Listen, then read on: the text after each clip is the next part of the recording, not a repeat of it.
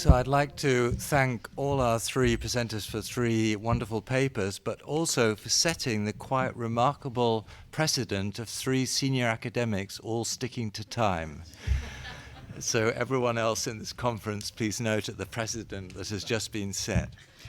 I'm not a believer in technological determinism. However, I do think that because of the clunkiness of the mic, I'm going to suggest that we collect questions so that then we can move it slowly across from one speaker to another. So please, the floor is open, but we'll collect several and then, please.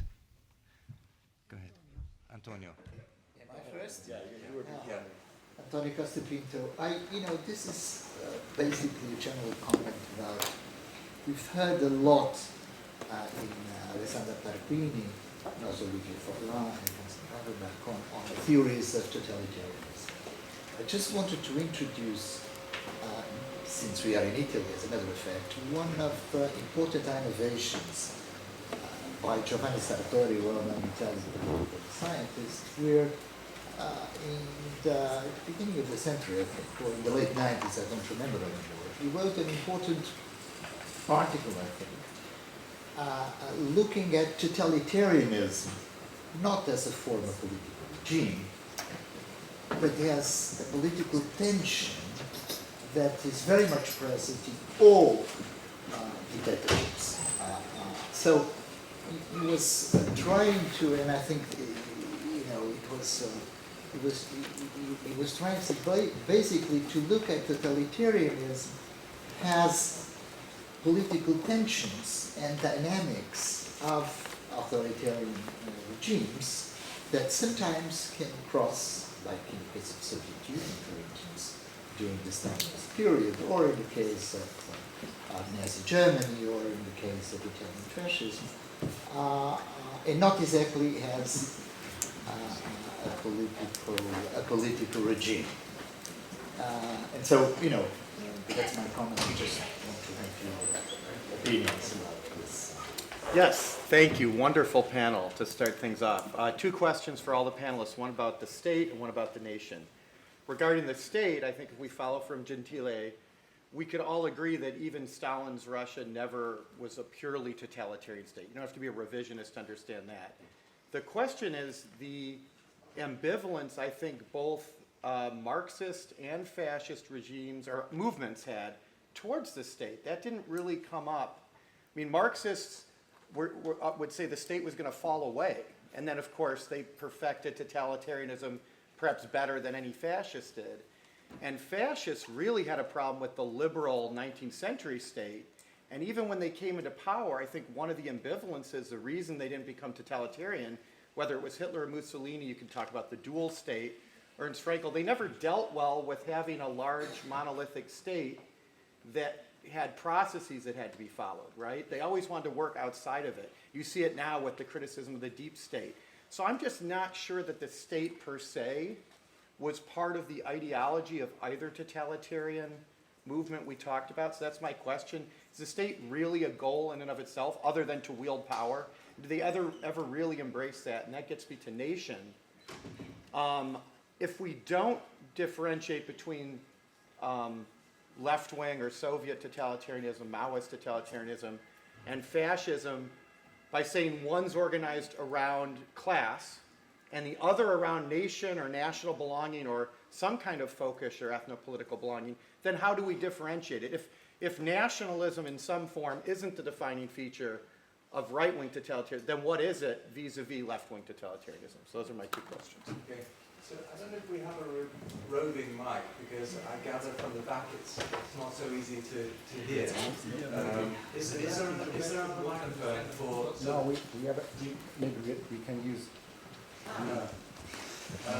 otherwise I would just repeat questions, but...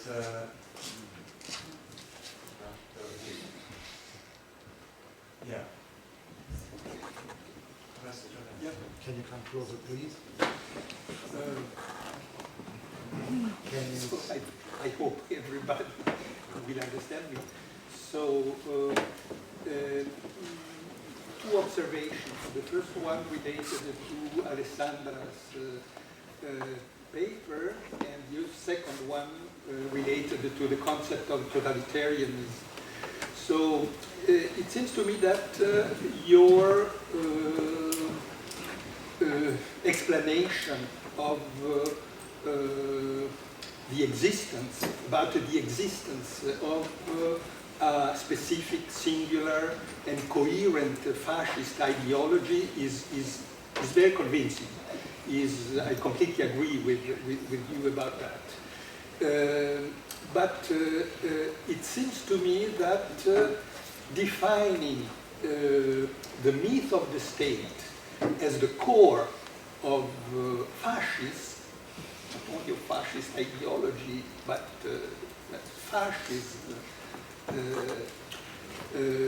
is very problematic because it risks to insularize fascism and risks to create a kind of epistemological concept to interpret fascism as a European phenomenon. Because if we define fascism as an ideology and a political phenomenon rooted on the myth of the state, in this case, we should conclude that there is a radical discrepancy between Italian fascism and German National Socialism, because we certainly couldn't say that the myth of the state is the core of National Socialism. And in this case, so we couldn't speak of fascism as a European phenomenon, or speaking with Federico Fincheston as a transatlantic phenomenon. So that's the first point. The second point is related to this one.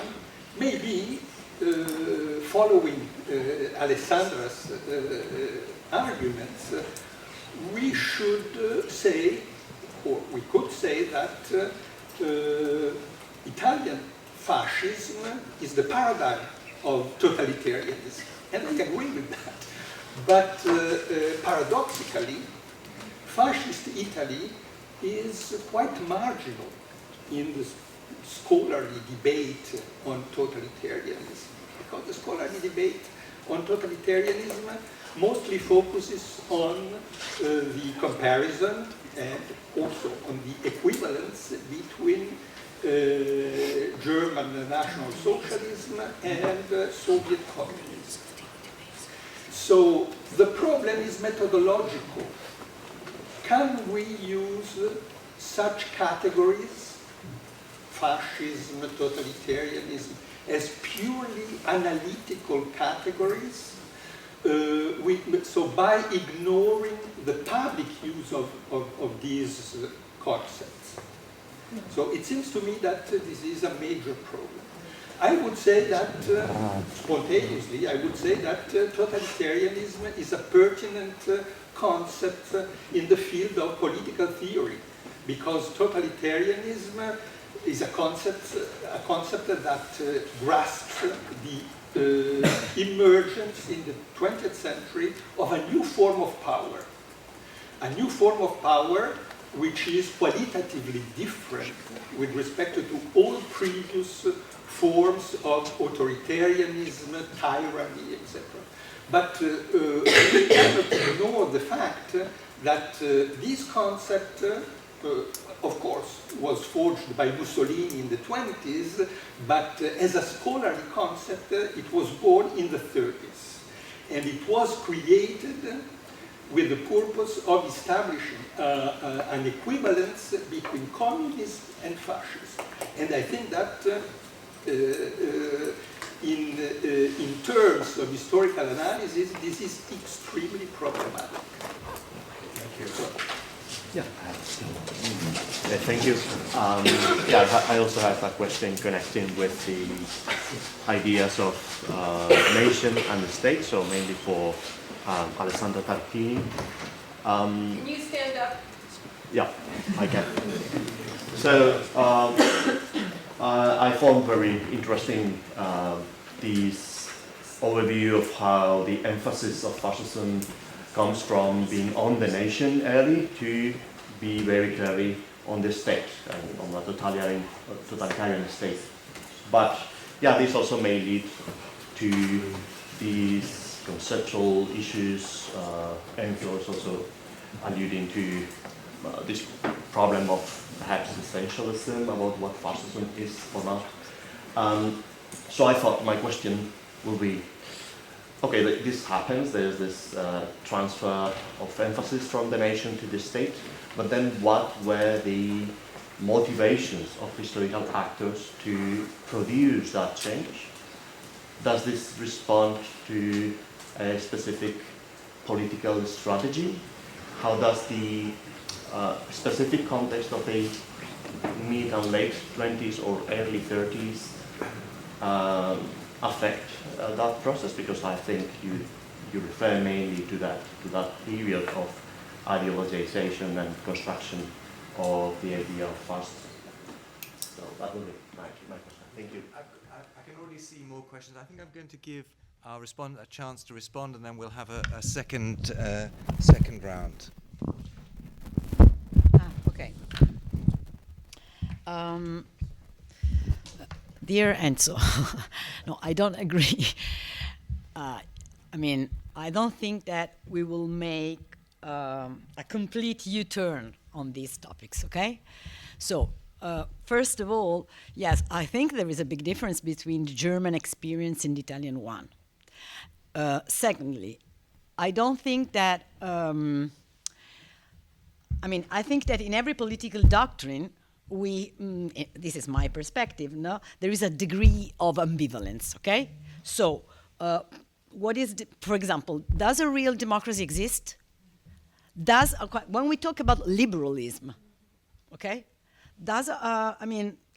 Do we think about a single model of liberalism, of democracy? I don't think so, okay? So why do we think that fascism, totalitarianism must be different? This is my answer, the first. Okay, if you stress the ambivalence of the concept, I think you're right. But it's always, we can say the same thing about democracy, liberalism, socialism, and blah, blah. Second problem, I think that we are talking here about the interpretations of totalitarianism. So we are trying to analyze a debate, a discussion. And for example, I appreciated their talks, and of course I totally agree when you stress the political use of this term, of the term totalitarianism, and when you stress the political context in which it was born and developed, okay? But I repeat, the fact that this concept has been used within a political struggle, or that it is ambivalent, doesn't mean that it doesn't exist. No? It doesn't mean that totalitarianism doesn't exist. So, in my perspective, we have to answer with, when I say primary sources, I'm thinking about historiographical research. I don't think it's a problem of a debate or the debate. And I don't agree when you say that the Italian contribution was marginal. I'm sorry, it is not fair.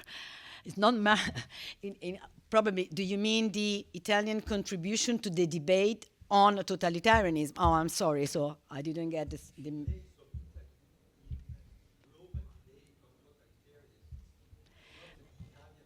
No. And what's the difference between the Italian contribution and the role of Italy in the debate of totalitarianism? So it's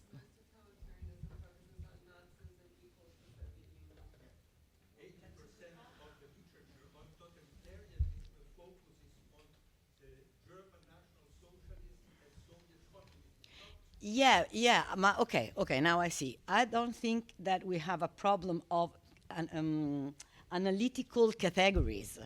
I have a different problem. As I've tried to say before, I have a problem of research, a research question. And I'm trying to answer, okay? And I'm trying to describe and to to stress the specificities of that regime. Okay, and if you say the German experience or the Soviet experience is different, okay, I have no problem on that. No, I'd like to say again a thing. Professor Rabinbach, you stressed the importance of this anti-fascist culture using anti-totalitarianism and totalitarianism in a political sense. And I would like to say only in Italy, this political culture that you described was a small minority, you know? The most important Italian intellectual in the 1930s is Antonio Gramsci, a communist, and generally speaking, communist intellectuals negated the existence of totalitarianism. No, it's only, and after the Second World War, communist intellectuals are, the most relevant and authoritative voices in the debate. I don't know if I answered your questions, because I think we have a different approach to this problem. And I cannot answer because I'm not an expert in Marxism, and I'd say only that Marxism is a theory for the liberation of man, a theory of society, not of the state. I don't know if you agree. And yet they were very totalitarian when it came to practicing their ideology. In the same way, fascists may have wanted to control the state, but that doesn't mean that all fascists saw the state per se as central to the ideology. I was just... Okay. No.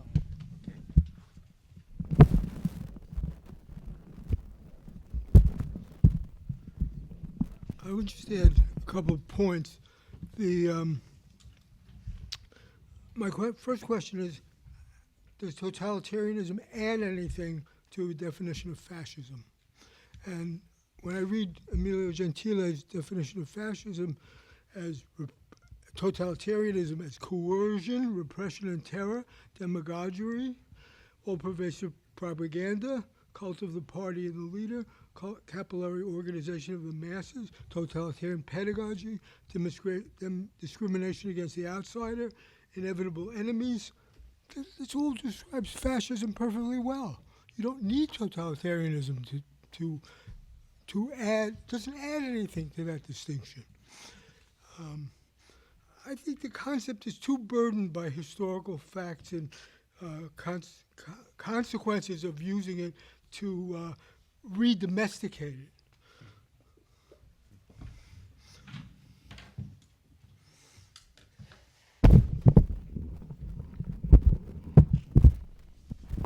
Thank you. I agree with remark of Antonio Costapinto. Yes, totalitarianism is a tension. Yes, of course. Okay.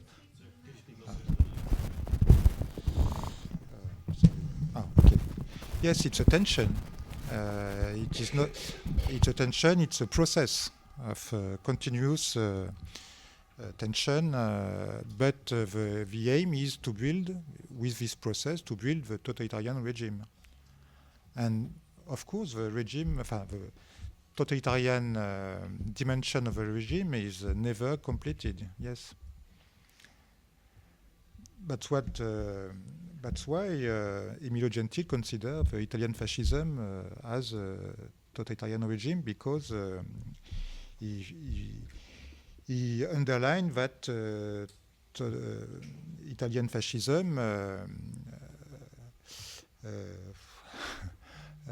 developed this process of this tension, particularly after 1936, with the aim to build the new society and the new man. Yeah. I've got 4 questions.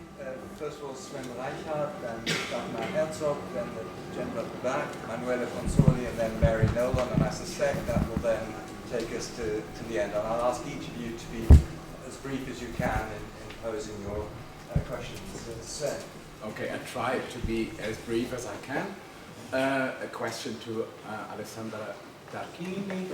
I was very impressed by your presentation, and even if I know that you are a historian of ideas, I would love to know if Zygmunt Bauman's concept of the gardening state is helping you to understand the totalitarian dimensions of the fascist state, especially as far as the, let's say, mid to end 30s and the biopolitical aspect of it is concerned. Is it helpful to understand the totalitarian state, or does it? I mean, it was developed, of course, to understand the National Socialist project, but nevertheless, maybe it might be fruitful and helpful. Thank you so much. Dagmar? I have a question for Andy and a question for Alessandra. The one for Andy is if you could just succinctly summarize whether Mosse's objection to totalitarianism as a term has to do with Talman's accusation that it has its roots in the Enlightenment and the French Revolution, a precious legacy that Mosse would have loved to protect as opposed to contaminate, or whether it has to do with Enzo's point about the comparison with the Soviet Union, I don't know. So that's my question to you. And then to Alessandra, who has, let's agree, written the most important book about Italian culture under fascism, and you're amazing. Your investment in the term totalitarianism is obviously having to do with a completely different reading of what the term means, and that has something to do with Gentile's reading of Mosse and his interpretation of Mosse. It's like we're talking about two different Mosses here. And the question is part of what draws you to it is the ambition to intrude into the private realm and to remake human nature. Is that a part of what you find useful about the topic that makes it different from just a generic fascism? Okay, thank you so much. I'm sorry, I don't know your name. Alessandra, you started your paper with the question why were the Italians fascists, no? And I think that they were fascists not for the myth of the state. This is for me the problem. I think that they were fascists for the myth of the nation, the Italians. So I think that the myth of the nation, and especially the myth of the great nation, is at the core of the Italians. Probably for the fascists it's true. For them was important the myth of the state, but it's different from the Italians. I have the idea that for many of them, fascism was so exciting, especially because the myth of the nation and the myth of the great nation was used by fascists to obtain their consensus. And so I'm not sure if what is important for the fascists is the same of what is important for the Italians. Okay, anyway, I will ask. I would like to readdress the relations between Mosse and De Felice, because I think that Mosse and De Felice, they restrain each other on the terminology of totalitarianism. And they really debate against the position of Hannah Arendt because, and with the vis-a-vis with the Soviet Union as well, not only Nazism, because of the presence in Nazism and in the Soviet Union of the concentration camps. She explicitly says at the end of the book of The Origin of Totalitarianism, in which she compares the Lager with the Gulag. That is the total domination that she talks about already in 1948 on Partisan Review, when she described the level of the intervention of the state. I don't think that we can do justice neither to Mosse nor to De Felice, although they really gave an interpretation of fascism that impacted profoundly Italian historiography. Even when we talk about anti-fascism, because the great debate within anti-fascism is not only with communism. There is Vittorio Foa, there is Vienna, there is Franco Venturi, that raise the same question. How comes, in 1935, when they say, how comes that after a liberal society, the first expression of Italy has been done by fascism? So it's not that there is a definition of totalitarianism. And we fall in the mistake done by, that comes along Tim Mason when he says, if we understand fascism through the prism of Soviet Union or of Nazi socialism, we limited our view in addressing the question that was a totalitarian regime. It did not have, and is not even true this, concentration camps as a political praxis towards the opposition.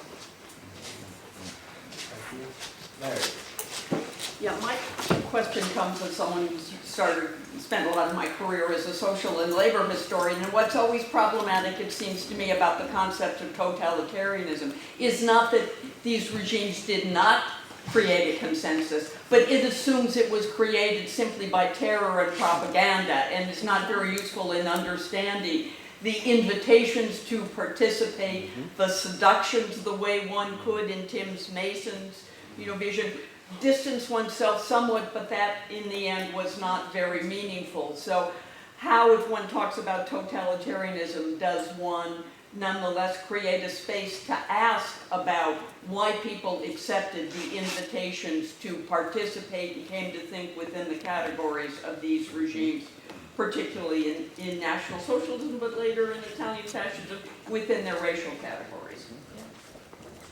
Right, thank you. Let's have a second round of responses. So, Will you?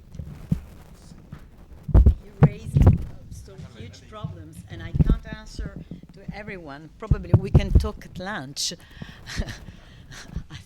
How many? We have 5 minutes. 20. Well, 5 each, you mean? Yeah. 5 each. Okay. As I've already mentioned, I'm using when I think about ideology, to answer Enzo and the problem of the ideology of fascism, I'm thinking about a worldview-oriented action, okay? And not a political theory, an analytical political theory, first. Secondly, I'm sorry, but when you say totalitarianism, you think about something theoretical, okay?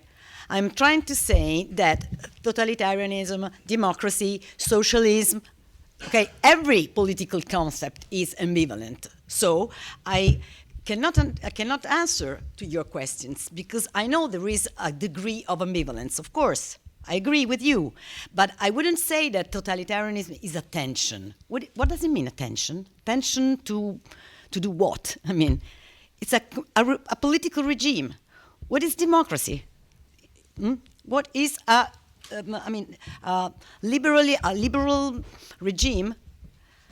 Okay, so that's why I can't answer really your questions. And so many things, but yeah, I used my minutes. Okay, and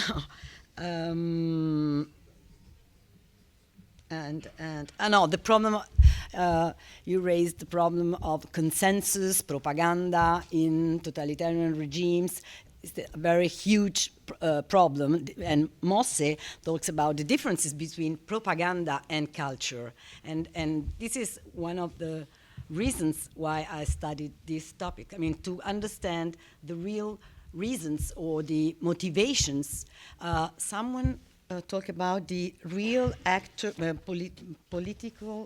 the motivation of political actors who, I'm sorry, but I don't understand the difference between motivations of political actors and ideology. I think we are talking about the same thing. They express a motivation, they express a worldview. There is no difference between culture and politics, ideology and politics in a totalitarian regime.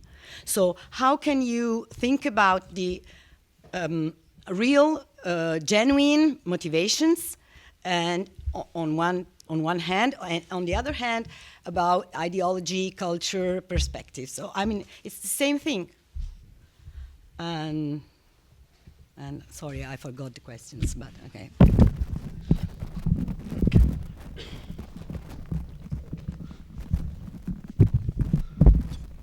Dagmar's question.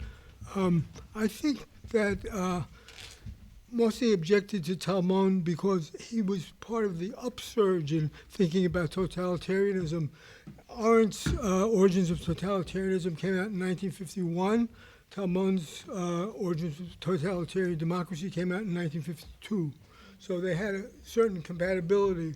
And he rejected the idea of, specifically with Talmon, that parliamentary democracy was the only alternative to fascism. So he gave it a kind of British twist, and George was really opposed to that.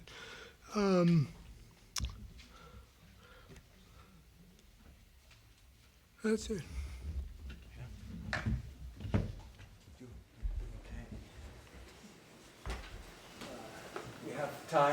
We have time for a few more questions. Oh, we have to be there at 12, so I thought we had to finish at 12. No. Sky, You could do 3 more questions. Three more short questions.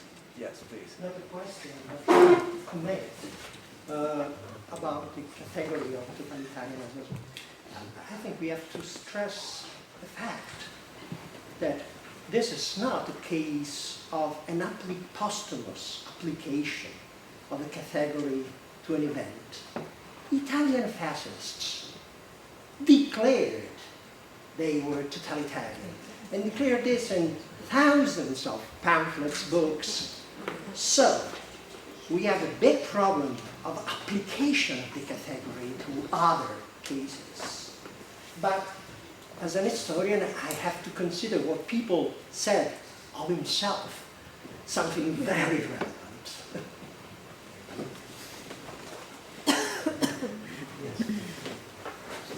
Yes, I try to speak in English, but maybe I will switch on Italian, which is easier for me. I agree with that, and we should reflect about Nazism too. If you think to Carl Schmitt, Totalstaat, I think here we find a type of totalitarianism. But I wanted to record a paper of Emilio Gentile, which is very interesting because it's about Hannah Arendt interpretation.